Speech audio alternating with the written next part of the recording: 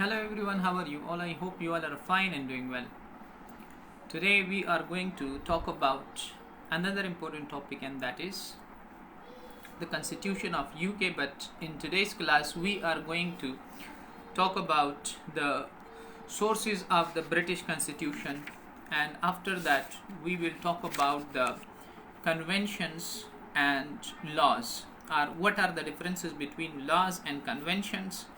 Then we will talk about some of the conventions prevailing in the UK Constitution, and we are going to talk about the sovereignty of the Parliament as well. And all these topics are highly important from the perspective of paper examination point of view.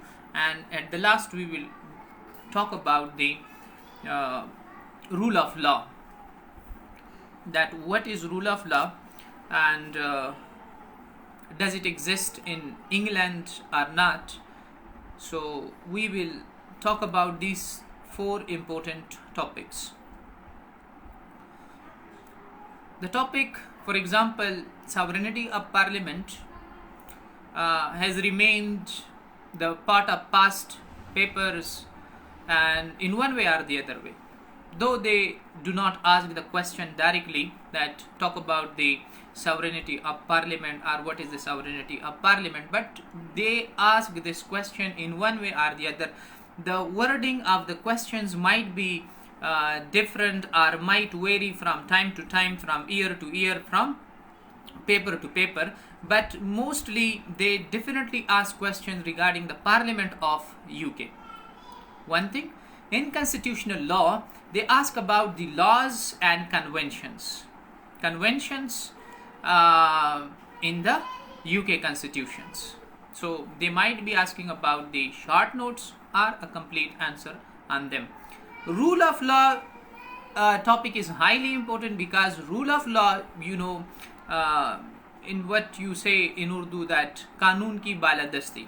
Rule of law is necessary to understand not only for the UK constitution but for each and every country. For example, if there exists rule of law in Pakistan, it will be a successful country, because justice is the foundation of the state. Justice is the source of development, is the key to a progressive and developed nation. Similarly, so all these topics that we are going to discuss are highly important. The first one, sources of law or sources of constitution in England. And the England constitution, that has remained that is a child of accident and design. So what does it mean? We will talk about that. It has been evolutionary rather than revolutionary. In my previous lecture, if you have listened, I clearly told you that the democracy that the Britishers got, or the Great Britons got, that was evolutionary process. They got this democracy, this form of government, this political stability, this parliamentary form of government in thousands of years, not in just 70 years or 73 years or 74 years like that of Pakistan and India. Remember this point, clear? Pakistan got its independence in 1947, and it got its first constitution in 1956, clear? But these people got their constitution in thousands of years, right? Even it is said that the first Magna Carta, the first written form or the law, they received in 1215. And after 16th century, they saw many ups and down, right? So it is not something that it came through revolution, but it came through evolution. Remember this word, evolution. And that is the reason it is called, it is the child of accident. It means that when there was a need, they adopted a particular law, a particular convention, a particular custom. With respect to when they needed monarchy, there was complete and absolute monarchy, and later on they needed liberty, freedom, and then they jump towards parliamentary form of government. So one thing, keep this in mind, that Indian UK constitution is evolutionary. Our UK got its democracy through evolution, not revolution. One thing, when the students of political science or constitutional law, they look for the constitution of UK as a written document, they do not find it, because it is undocumented and it is unwritten. It does not have any particular single document like that of the Constitution of Pakistan, that of the Constitution of USA, or that of the Constitution of India. They have their written document. In one document you can have each and everything, but when it comes to UK constitution, the students do not find anything when they come across any difficulty or any issue in the history or in the future as well. जब students को कोई मसला आता है तो वो उस मसले को देखते हैं कि इसका हल कॉन्स्टिट्यूशन में क्या है, आया ये कॉन्स्टिट्यूशनल एक्ट है या नहीं है। तो पूरी दुनिया में वो तो आसानी से बाकी कॉन्स्टिट्यूशन में देख लेता है। जैसे पाकिस्तान में अगर आपको ये देखना हो कि यहाँ पर जो क्या कहते हैं कि एजुकेशन ले ले, एजुकेशन हमारा फंडामेंटल राइट है या नहीं है, तो फिर आप जाएं अपना कॉन्स्टिट्यूशन उठाएं और उस किताब में देख लें, वहाँ पर आपको पता लगेगा कि it is one of the fundamental rights in Pakistan. लेकिन अगर आप यही चीज़ फिर उसके कॉन्स्टिट्यूशन में देखना चाहें तो फिर उसके लिए कोई ख़ास किताब मौजूद नहीं है, कोई डॉक्यूमेंट मौजूद नहीं है। तो इस वजह से इसको कहते हैं कि it is a child of accident and design. इसके लिए कोई ख़ास फ्रेमवर्क या कॉन्स्टिट्यूएंट असेंबली नहीं थी जिसने कॉन्स्टिट्यूशन बनाया हो। ये पॉइंट अगर आप लोग पेपर में लिख लेते हैं तो I hope that it will convince the examiner कि हाँ इस लड़की को या इस लड़के को पता है कि इंग्लैंड का जो कॉन्स्टिट्यूशन है ये अनडॉक्यूमेंटेड है। दूसरी बात यह है कि अगर ये आप लिख देते हैं तो एग्जामिनर को एटलीस्ट ये पता होगा कि हाँ आप ये समझते हैं कि अनडॉक्यूमेंटेड कॉन्स्टिट्यूशन कौन सा होता है, डॉक्यूमेंटेड कौन सा होता है, और इसके क्या जो है एस्पेक्ट्स होते हैं। एनी हाउ एक बात बता दूं, अगरचे इनका रिटन में कोई ख़ास वो नहीं है, कॉन्स्टिट्यूशन नहीं है, उसके बावजूद भी रूल ऑफ लॉ भी है, इनका पार्लियामेंट भी है, एक निज़ाम भी है। और वो क्यों है उस पर हम पिछली दफ़ा बात भी कर चुके हैं कि ये लोग बहुत ज़्यादा ट्रेडिशनलिस्ट है, ठीक है, और लॉ को भी बहुत मानते हैं, और ये पूरा मुल्क फिर कानून पर चलाते हैं। बस जो कन्वेंशंस हैं, लॉज हैं, सोर्स हैं, कस्टम्स कहते हैं, जो उनकी मोनार्की इस्टेब्लिश है, और ये सब फिर ये लोग देखते हैं। इवन पार्लियामेंट को बहुत ज़्यादा अहमियत दी जाती है। आगे चलकर इन सब टॉपिक्स पर बात करते हैं, ठीक है। अब आते हैं कि इनका कॉन्स्टिट्यूशन फिर बना तो कैसे बना, सोर्सेस क्या है। तो एक सोर्स तो ये है, इनका सोर्स जैसे मैंने कहा मैग्ना कार्टा, वो रिटन फॉर्म में है, बिल ऑफ राइट्स है, ठीक है, इसी तरह एक्ट ऑफ सेटलमेंट, ये चंद चीज़ें आपको मिलेंगी। तो एक तो वो कॉन्स्टिट्यूशन का हिस्सा हो गया। दूसरा कॉन्स्टिट्यूशन जो इन लोगों ने बनाया उसके लिए जो सोर्स हैं, जो जरिया है जिसके ज़रिए ये कॉन्स्टिट्यूशन बना, वो है कन्वेंशंस, ठीक है, जो रिवायात हैं इन लोगों के। अब रिवायात मुख्तलिफ़ किस्म के हैं, आगे चलकर इस पर इसी लेक्चर में बात भी होगी।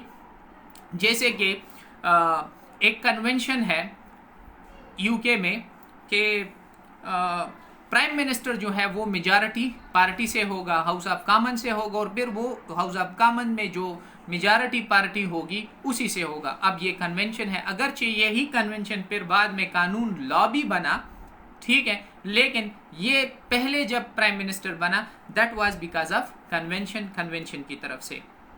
फिर हमारे पास है दूसरा सोर्स, बल्कि तीसरा सोर्स जो है वो है जुडिशियल डिसीशंस, कि जो भी फैसले अदालत एक दफ़ा कर लेती है फिर फ्यूचर में भी उसी फैसलों को यूटिलाइज किया जाता है और इस वजह से हम उसको कहते हैं कि judicial decisions are the sources of law in England. फिर है कॉमन लॉ। है कॉमन लॉ जो है वो तो जाहिर बात है कॉन्स्टिट्यूशनल लॉ से बिल्कुल उलट है, और कॉमन लॉ जो है वो बनता है कस्टम्स से और जो इनके अपने कल्चर्स वगैरह होते हैं उससे बनता है। मतलब उसके लिए ख़ास पार्लियामेंट से पास होने की ज़रूरत भी नहीं है, ना ही किसी अदालत से। बस जो मुआशरे में एक लॉ बनाई गई है, लोगों ने एक रस्म बनाया, कन्वेंशन बनाया, तो उसके मुताबिक फ़ैसले भी किए जाते हैं। ठीक है, तो उसको अहमियत दी जाती है। इधर पाकिस्तान में जैसे चौधरी हजरात या पश्तून जरगा वगैरह सिस्टम जो है आज भी मौजूद है और कॉमन लॉ है, लेकिन खैर हमारा तो कॉन्स्टिट्यूशन भी मौजूद है, लेकिन फिर भी जरगा में जो फैसले वगैरह होते हैं अदालत भी उसको अहमियत देती है, अगर वो बहुत ज़्यादा इस्लाम के ख़िलाफ़ ना हो और बहुत ज़्यादा आइन के ख़िलाफ़ ना हो, और उसमें फ़ंडामेंटल राइट्स जो इंसान के हैं वो जो है वायलेट ना हो। फिर जो फैसला इवन जरगा करे या वडेरे वगैरह करे तो उसको मान लिया जाता है, अहमियत दी जाती है। अच्छा, कॉमन लॉ इसी तरह इंग्लैंड में भी है, ठीक है, और उसको बतौर कॉन्स्टिट्यूशन जो है इन लोगों ने मान लिया है। अच्छा, कमेंट्रीज ऑफ एमिनेंट ज्यूरिस्ट जो है ये एक और पॉइंट भी है। इसका मतलब फिर ये हुआ कि बाज़ दफ़ा कुछ फैसलों पर जो सीनियर जज हजरात होते हैं, जो माहिर कानून होते हैं, वो कमेंट्स करते हैं और उस कमेंट्स को फिर ये लोग जो है फ्यूचर में फ़ैसलों के लिए इस्तेमाल करते हैं। तो ये सारे जो है बात बन जाती है कॉन्स्टिट्यूशन के सोर्सेज में। तो कॉन्स्टिट्यूशन के सोर्सेज में इनके पास जो है कन्वेंशंस भी है, कॉमन लॉ भी है और जुडिशियल डिसीशंस भी है। ठीक है, अगरचे अदालत से या पार्लियामेंट से भी कवानीन पास भी होते हैं और बनते भी हैं, और पार्लियामेंट फिर सुप्रीम इदारा है, वो जो करना चाहे कर सकता है। तो अगर हम देख ले इस पॉइंट को कि इनका जो कॉन्स्टिट्यूशन है that is a child of accident and design, तो बिल्कुल सही बात है, आई एग्री विद दिस। अगर आपसे भी एग्रीमेंट पेपर में मांग ले तो आप भी यही लिख दें कि हाँ आई एग्री, और फिर आर्गूमेंट्स में ये दे दें कि हिस्ट्री में जो है it has grown and evolved with the passage of time or with the need or with the necessity of time. ये जब जब ज़रूरत पड़ी इन लोगों ने उसी चीज़ को अपनाया। ठीक है, और इस पर हम बात भी कर चुके थे कि पहले एंग्लो सैक्सन दौर था, फिर नॉर्मन्स आए, फिर जो है वक़्त के साथ साथ किंग्स जो है उसने अपने इख्तियारात कम करते करते अपने ही इख्तियारात जो है सरेंडर कर दिए टू द कैबिनेट, और एक मजबूत कैबिनेट और फिर बाद में पार्लियामेंट वजूद में आया। ठीक है, अब आते हैं थोड़ा सा आप लोगों का कंसेप्ट क्लियर कर दूं कन्वेंशंस पर और लॉज पर। कन्वेंशंस तो असल में ऐसे ही वो बन जाता है ना कि एक छोटा सा रिवायत बन जाता है, तो एक कानून होता है। दोनों में क्या फ़र्क है, बेसिक डिफरेंस बताता हूँ। एक जो लॉ होता है ये रिटन होता है, और जो कन्वेंशंस होते हैं, रिवायतें होती हैं, आपके रिवायात होते हैं, कल्चर्स होते हैं, दे आर अनरिटन, वो रिटन में तो नहीं होते। दूसरी बात, जो लॉज बनाए जाते हैं वो पार्लियामेंट से आते हैं, कन्वेंशंस पार्लियामेंट से नहीं आते। ठीक है, फिर एक और बात, कन्वेंशंस आपको सोसाइटी से मिलते हैं, और जो वो फोर्स होता है लॉ के पीछे, जो फोर्स होता है जो इसको बिल्कुल इन्फोर्स करता है, वो फोर्स है एग्जीक्यूटिव का। उसके पीछे जो मिनिस्टर्स हजरात होते हैं, या प्राइम मिनिस्टर से लेकर अदना कांस्टेबल या पटवारी तक, वो उस कानून को फिर क्या करता है, इन्फोर्स करता है, तो वो लॉ बन जाता है। तो लॉ में जो टेक्निकल पॉइंट्स है वो तो ये है। इंग्लैंड की बात करें तो इंग्लैंड में जो कन्वेंशंस है उसको बहुत ज़्यादा अहमियत दी जाती है, इसको कानून के बराबर मान लिया जाता है, और बाज़ दफ़ा जो है यही कन्वेंशंस चेंजेस इनटू लॉ, बिल्कुल कंफर्म लॉ की तरफ बन जाता है। और इसकी मिसाल मैं आपको दूंगा प्राइम मिनिस्टर के ऑफिस की, कि प्राइम मिनिस्टर के लिए ये कोई शर्त नहीं थी कि वो ज़रूर जो है हाउस ऑफ कॉमन से आएगा, और वो ज़रूर फिर जो है मेजॉरिटी पार्टी से आएगा, लेकिन ये एक कन्वेंशन जो है बन गया और फिर वो कन्वेंशन चलता रहा।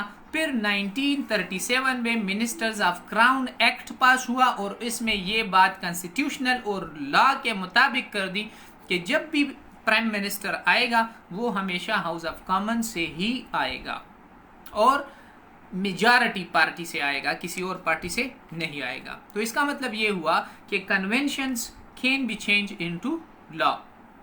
अच्छा, अब चंद कन्वेंशंस जो कि ये सिर्फ आप लोगों की पेपर आंसर के लिए बता रहा हूं, क्योंकि कॉन्स्टिट्यूशनल लॉ अगर आप लोगों का सब्जेक्ट है उसमें क्वेश्चन आ सकता है कि कन्वेंशंस पर नोट लिखें, तो आपने फिर एग्जाम्पल्स ज़रूर देने हैं। तो एक ये है कि in relation to the king और क्वीन, किंग और क्वीन में जो कन्वेंशंस है एक दो बता देता हूँ, बाकी अगर ज़्यादा है तो किताब में आप लोग खुद भी पढ़ सकते हैं।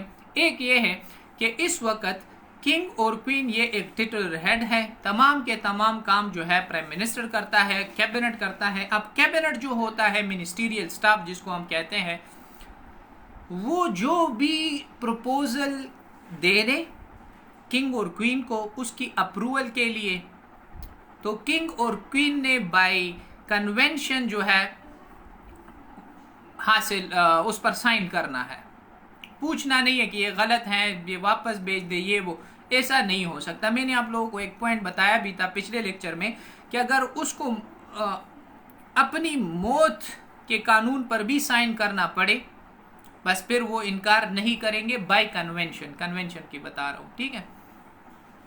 अच्छा, इसी तरह कैबिनेट जो भी कहे इन लोगों ने मानना है, जो भी पार्लियामेंट कहे, इवन डिज़ाल्व करने के असेंबली डिज़ाल्व करने के इख्तियारात जो है वो असल इख्तियारात तो किंग और क्वीन के पास होते हैं कि वो प्राइम मिनिस्टर को भी हटा सकते हैं और वो असेंबली को भी डिज़ाल्व कर सकते हैं, लेकिन वो करते नहीं हैं। वो टिटुलर हेड है बाय क्या कहते हैं कि बाय प्रैक्टिस कह ले या बाय कन्वेंशन, ये सारे इख्तियारात भी प्राइम मिनिस्टर और कैबिनेट को मिले हैं। अच्छा, इसके बाद है in relation to the cabinet, cabinet में भी फिर एक कन्वेंशन है। कैबिनेट का कन्वेंशन क्या है कि अगर एक शख्स भी कैबिनेट का गुनाहगार साबित होता है या उस पर अदम एतमाद का वोट जो है पास होता है और उसको हटा दिया जाता है, तो कन्वेंशन ये है कि तमाम की तमाम जो है कैबिनेट को ख़त्म किया जाएगा, फिर से इलेक्शन कराए जाएंगे। उसको कलेक्टिव रिस्पॉन्सिबिलिटी भी कहते हैं। तो ये लोग कलेक्टिव रिस्पॉन्सिबिलिटी के प्रिंसिपल पर सख्ती से अमल करते हैं और ये कन्वेंशंस हैं। अच्छा, इसी तरह इन रिलेशन टू पार्लियामेंट में देखा जाए तो स्पीकर साहब होता है। ये मैं सिर्फ एक कन्वेंशन आप लोगों को बता रहा हूँ क्योंकि और भी टॉपिक्स हमने कवर करने हैं। पार्लियामेंट में स्पीकर होता है और स्पीकर जो है उसके बारे में कहा जाता है कि once a speaker always a speaker. जब एक शख्स स्पीकर बन गया बस वो फिर हमेशा के लिए स्पीकर बन गया। Once a speaker always a speaker. अब ये क्यों है? ये सिर्फ और सिर्फ एक कन्वेंशन की वजह से है। अच्छा, अब सवाल ये है कि कन्वेंशंस को ये लोग क्यों इतना अहमियत देते हैं और क्यों मानते हैं। Even prime minister, even king और queen, even the executives, other executives, administration जो है जितने भी हैं वो इसको क्यों मानते हैं, वजह क्या है? तो उसके लिए बहुत ज़्यादा जो है नज़रियात हैं। एक ओपिनियन ये है कि इंग्लैंड में कन्वेंशन को लॉ की हैसियत हासिल है। दूसरा पॉइंट ये है कि इसके पीछे पब्लिक ओपिनियन का फोर्स है। अब जाहिर बात है लॉ के पीछे तो एग्जीक्यूटिव होता है। जैसे मैंने अभी कहा कि अगर एक कानून, वाह वाह, फरहान ज़ेब इस convention a party of parliament. Convention एक रिवायत को कहते हैं, एक कस्टम को कहते हैं, एक लॉ जो है, कानून और लॉ, ये लॉ और कन्वेंशन में मैंने फ़र्क भी बता दिया। जैसे पार्लियामेंट से कानून पास होता है, ठीक है, कन्वेंशन जो है सोसाइटी में होता है। अब अब मैं आपको कैसे समझाऊँ पाकिस्तानी लैंग्वेज में, आपकी फैमिली में अगर शादियां होंगी, कुछ होंगे, तो उसके ख़ास कन्वेंशंस होंगे, उसी के मुताबिक वो शादियां होती है। जैसे यहाँ पर बारात जो है लड़के जाते हैं और लड़की को लाते हैं। कुछ जगहों पर ये रिवायत है या ये कन्वेंशन है कि लड़के के पीछे जो है लड़की वाले आते हैं और उसको जो है ले जाते हैं अपने घर में, और फिर वहाँ से जो है लड़के के घर में उसको वापस लाया जाता है। जैसे कैलाश वगैरह लोग हैं वो कुछ इस तरह करते हैं। एनी हाउ कन्वेंशन उस रिवायत को कहते हैं। अच्छा, अब तुम्हें तो इसको डिक्शनरी में देखना चाहिए था। एनी हाउ मैं पूरा किस्सा ख़त्म किया और आप पूछ रही है कि कन्वेंशन है क्या चीज़। अच्छा, अब आते हैं इसके पीछे जो फोर्स है, लॉ के पीछे एग्जीक्यूटिव होता है। जैसे अगर आप कानून को ना माने तो पुलिस जो होते हैं वो आपके पीछे आएंगे।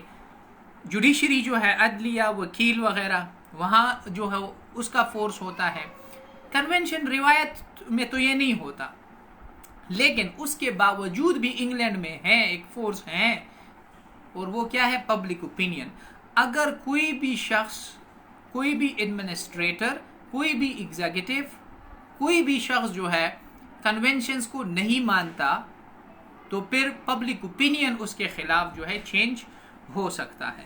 जैसे अब ये कन्वेंशन है वहाँ पर मोनार्की की, क्वीन आज तक है। पूरी दुनिया से ये सिस्टम ख़त्म हो रहा है, बल्कि ख़त्म हो चुका है तकरीबन। और इंग्लैंड में आज भी क्वीन का कंसेप्ट है, प्रिंस वगैरह आज भी, शहजादे आज भी वहाँ पर हैं।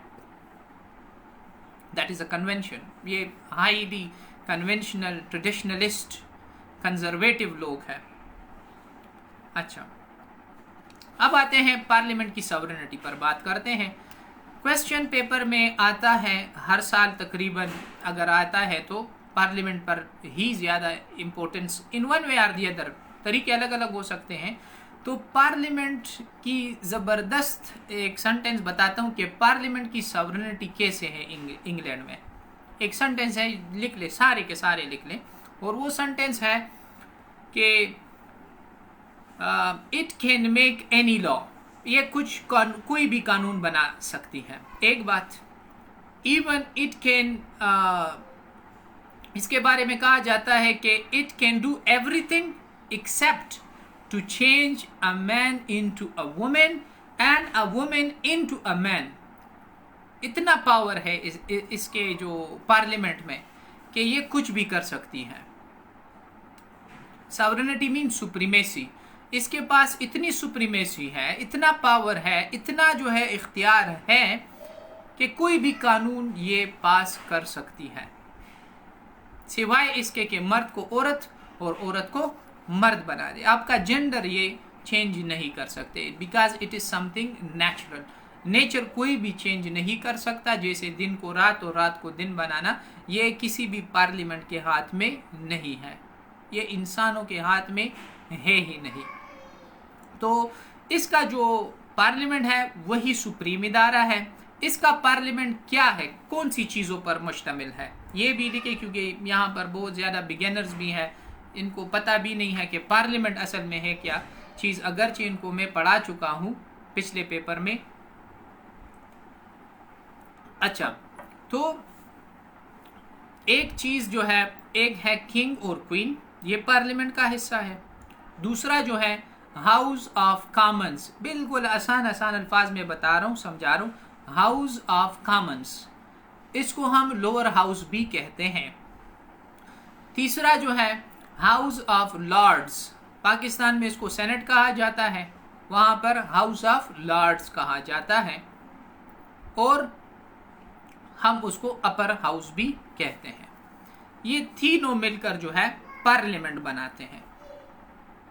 तो आपने पेपर में भी यही लिखना है कि पार्लियामेंट कंसिस्ट ऑफ किंग और क्वीन, फिर लिख ले कि it consist of lower house called house of commons, it consist of house of lords which is also known as the upper chamber और अपर हाउस।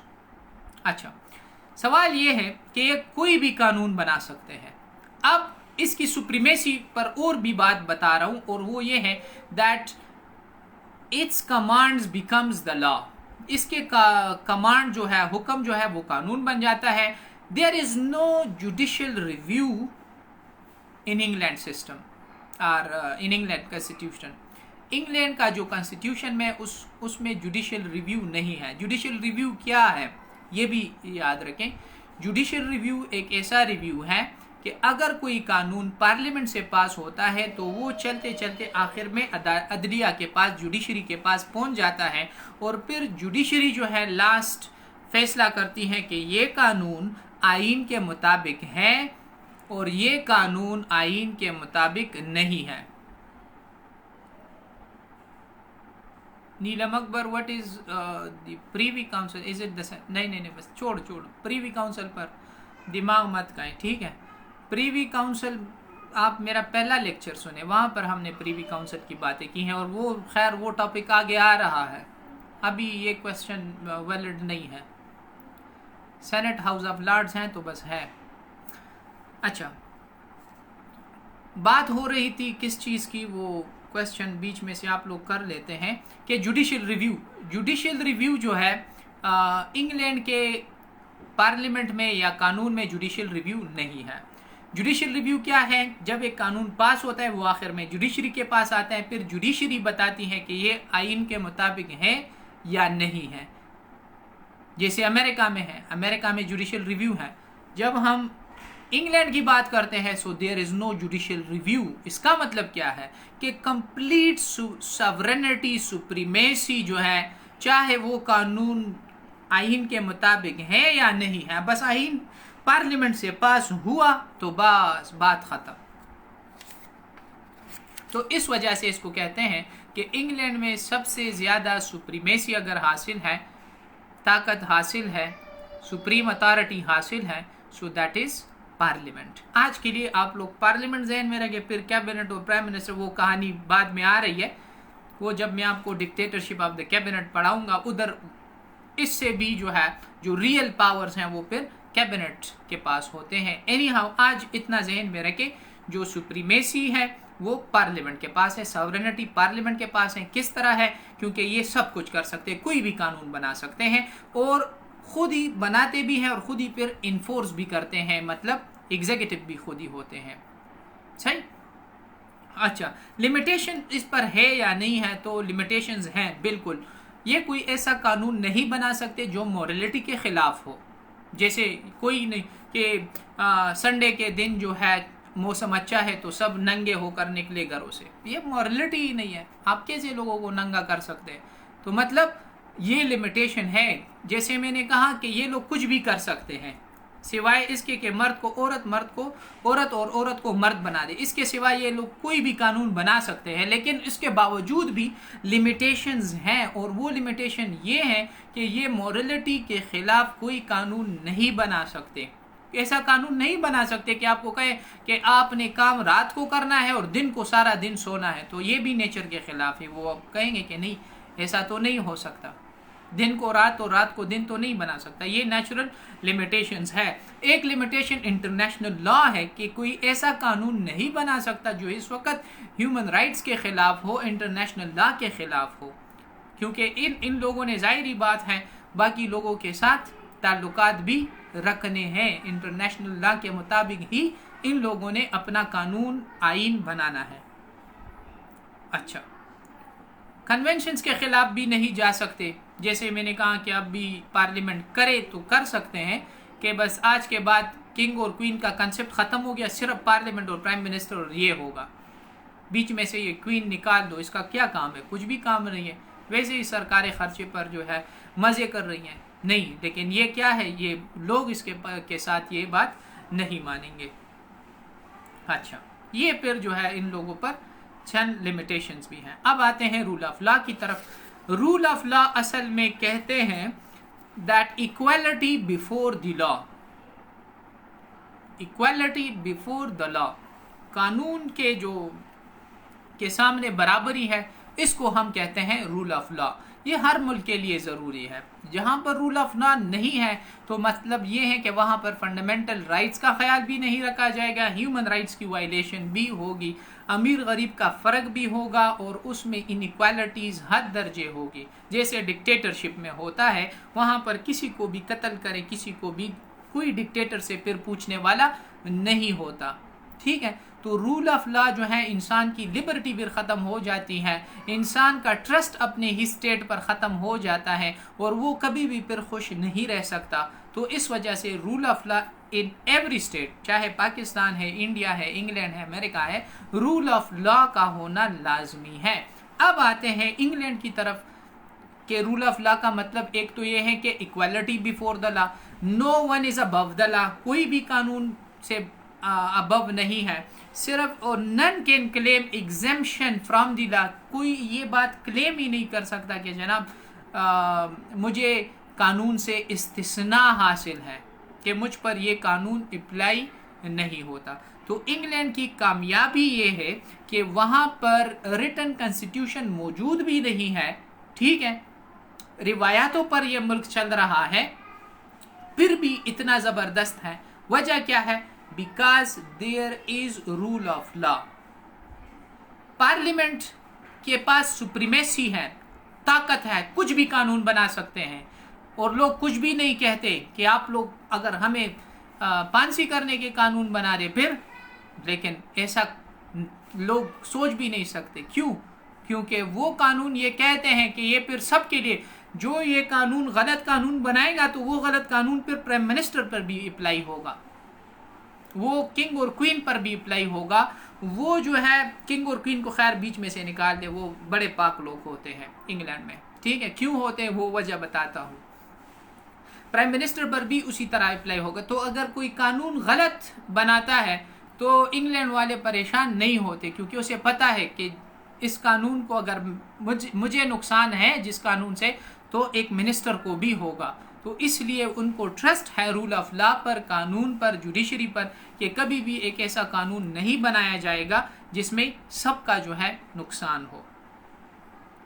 अच्छा, रूल ऑफ लॉ का एक मतलब यह है that no one can be punished except for breach of law, कि किसी को सजा नहीं दी जा सकती, किसी को आप इम्प्रेजन नहीं कर सकते, अरेस्ट नहीं कर सकते, सजा नहीं दे सकते, जब तक उसे आपने खास मौका नहीं दिया हो, अदालत में ट्रायल उसका ना हुआ हो, अदालत में ना आया हो, उसने अपना वकील न किया हो, उसने जो है जो ड्यू प्रोसेस ऑफ लॉ है उससे गुजरा ना हो, तो उस शख्स को जो है आप कुछ भी नहीं कर सकते, पनिशमेंट नहीं दे सकते।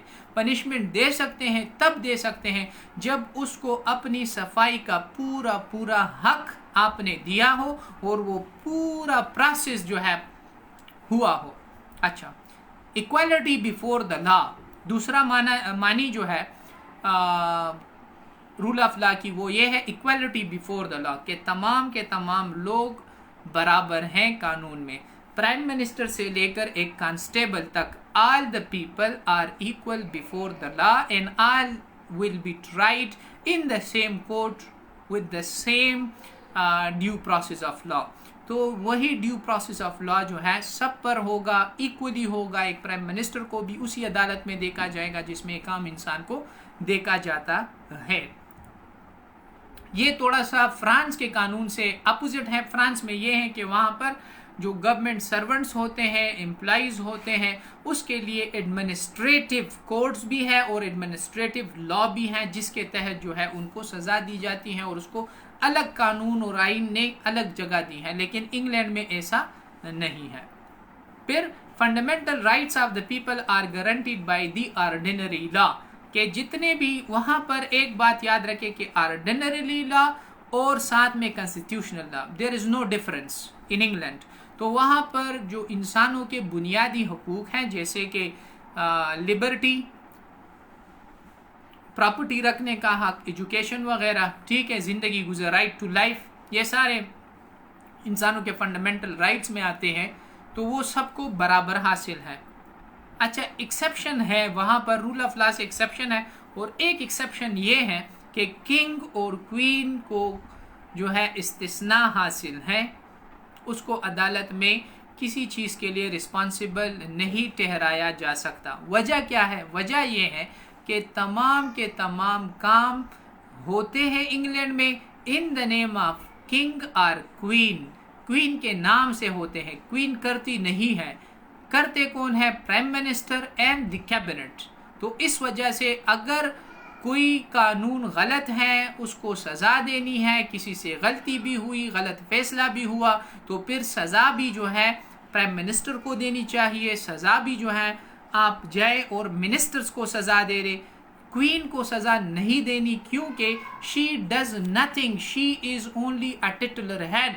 Every act is done in her name only, उसका सिर्फ नाम इस्तेमाल होता है। तो इसी वजह से कहा जाता है the king can do no wrong. King हमेशा पाक है, किंग कभी गलती कर ही नहीं सकता। तो ये एक एग्जेम्पशन है। फिर जज can not be held responsible for anything done by them in the official course of their business. के अगर जज को आप नहीं घसीट सकते, क्योंकि जो फैसले उसने दिए हैं वो कानून के मुताबिक होंगे या कन्वेंशंस के मुताबिक होंगे, तो उसकी प्रोफेशनल लाइफ के लिए उसने उसको जो है सज़ा नहीं दी जा सकती। हाँ, अगर ज़ाती तौर पर घर में कुछ मसाइल हो या कोई और मसला हो तो फिर उसको एग्जेम्पशन हासिल नहीं है, लेकिन जो मुल्क के लिए जो इसने फैसले दिए हैं उसको जो है फिर नहीं जो है उसके लिए ज़िम्मेदार वो नहीं ठहराया जा सकता। ठीक है, और भी चीज़ें ऐसी हैं, आप लोग उसको एक रीड दे रहे बुक को and you will definitely understand. तो आज जो हमने टॉपिक्स पढ़े दे आर हाईली इम्पोर्टेंट। मज़े की बात बता दूं कि अगर आप लोगों ने यूके का कॉन्स्टिट्यूशन समझ लिया तो आपको 20 मार्क्स जो है अभी से मुबारक हो, 20 मार्क्स आपको मिल गए हैं, क्योंकि हर साल जब क्वेश्चन आता है जो पेपर का, पेपर 2 में फर्स्ट क्वेश्चन आता है सेक्शन 1 का, और उसमें क्वेश्चन कॉन्स्टिट्यूशन ऑफ यूके से लाजिमन आता है। कभी प्राइम मिनिस्टर पर, कभी जो है पार्लियामेंट पर, कभी कैबिनेट पर, कभी उसकी डिक्टेटरशिप पर। ठीक है, कभी कंपैरिजन आता है कि इनका जो जुडिशियल सिस्टम है, फ्रांस का जो जुडिशियल सिस्टम है, क्या कंपैरिजन है इनका पार्लियामेंट्री निज़ाम और इंडिया का पार्लियामेंट्री निज़ाम। बस ये फिर कंपैरेटिव स्टडी में आता है। तो अगर आप लोगों ने ये समझ लिया तो इसका मतलब ये है कि फिर इसके बाद जब आप पाकिस्तान पढ़ोगे, पाकिस्तानी कॉन्स्टिट्यूशन, उसकी समझ भी आएगी, इंडियन कॉन्स्टिट्यूशन पढ़ोगे उसकी भी समझ आएगी। ठीक है, और इसी तरह जब इसके बाद एक और कॉन्स्टिट्यूशन है अमेरिका का, ये 2 पढ़ लिए तो बस सेक्शन ए जो है आपका पूरा हो गया। ठीक है, सेक्शन 1 हम उसको कहते हैं part B of the paper. फिर सेक्शन 2 होता है, उसमें फिर चाइना, पाकिस्तान और ये वगैरह किस्से आते हैं। और इसी तरह ये सिर्फ और सिर्फ क्वेश्चन आते हैं, कभी कभार 2 और कभी कभार 3 क्वेश्चन भी आते हैं कॉन्स्टिट्यूशनल लॉ में फ्रॉम दिस वेरी कॉन्स्टिट्यूशन। तो इसका मतलब ये भी है कि इसके साथ आप लोगों की कॉन्स्टिट्यूशनल लॉ की तैयारी भी हो रही है, और यही चीज़ें आप लोगों ने उधर भी इसी तरह लिखनी है, कोई डिफरेंस भी नहीं है। आप लोगों के साथ मैंने आज पास्ट पेपर्स के तकरीबन 2014-15 तक क्वेश्चंस हैं वो शेयर भी किए हैं। और सो कॉल्ड पीपल नहीं, टिटुलर हेड उसको कहते हैं, सो कॉल्ड पीपल ठीक टर्म नहीं है।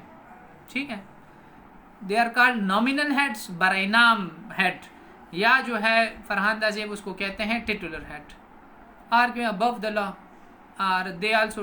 नहीं यार, ये आपको मैंने आर्गुमेंट नहीं समझते आप लोग। हुमा आप बिल्कुल सोई हुई है, आपने पूरा आर्गुमेंट देना है कि king or queen can do no wrong because all the acts are carried out in the name of king or queen, but they do not participate themselves practically.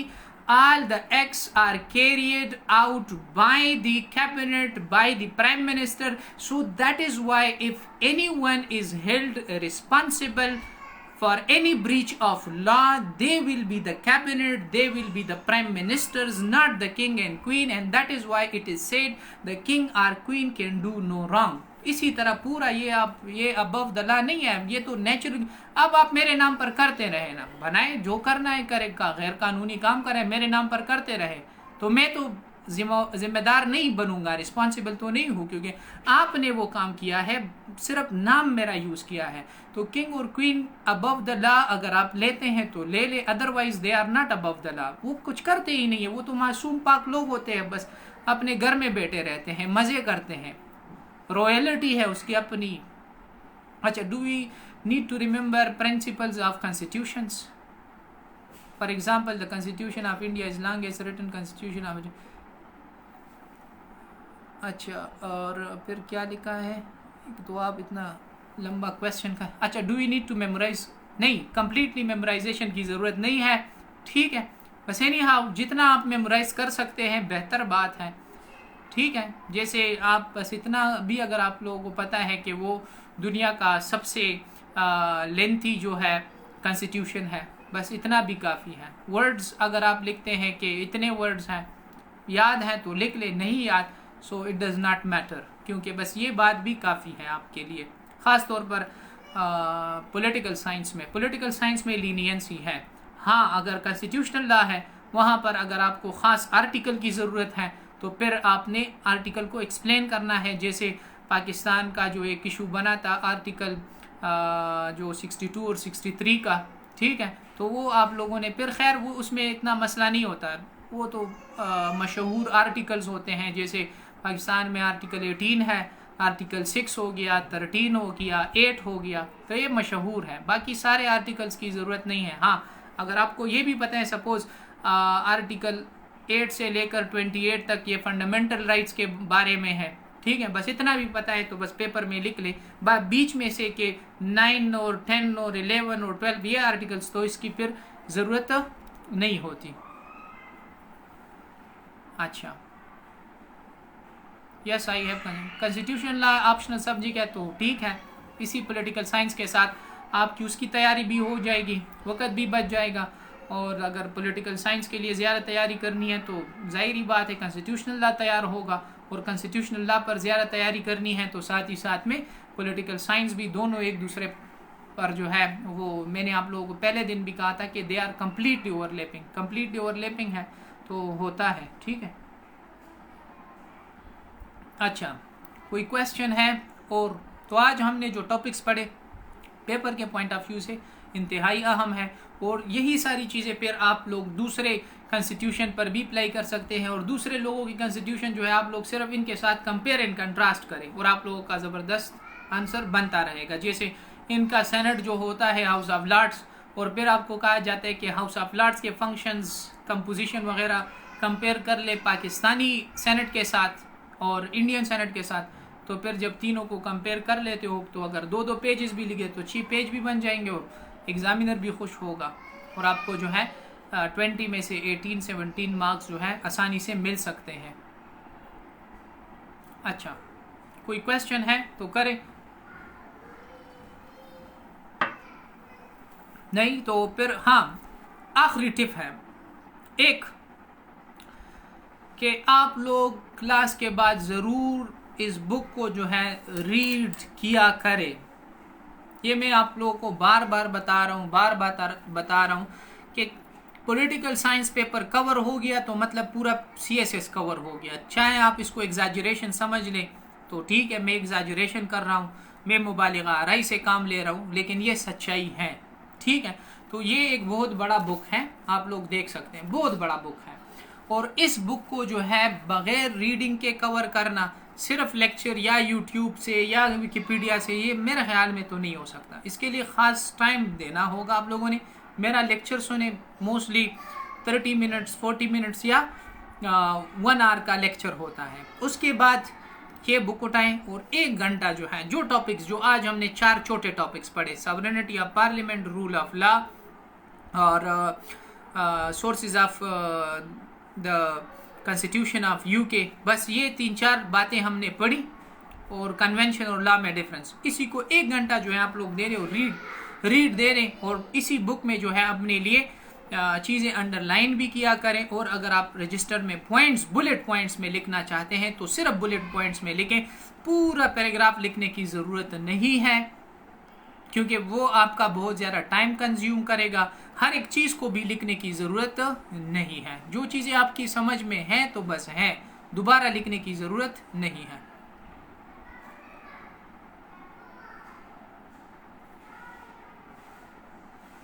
अच्छा, हाउ टू अटेम्प्ट ओवरलैपिंग सब, ऐसा नहीं होता ना कि आपसे अगर constitutional law में पूछा जाएगा तो वो कन्वेंशंस और लॉ के डिफरेंस के बारे में पूछा जाएगा। पॉलिटिकल साइंस में मोस्टली जो है प्रेसिडेंट के बारे में पूछा जाएगा और प्राइम मिनिस्टर के बारे में पूछा जाएगा।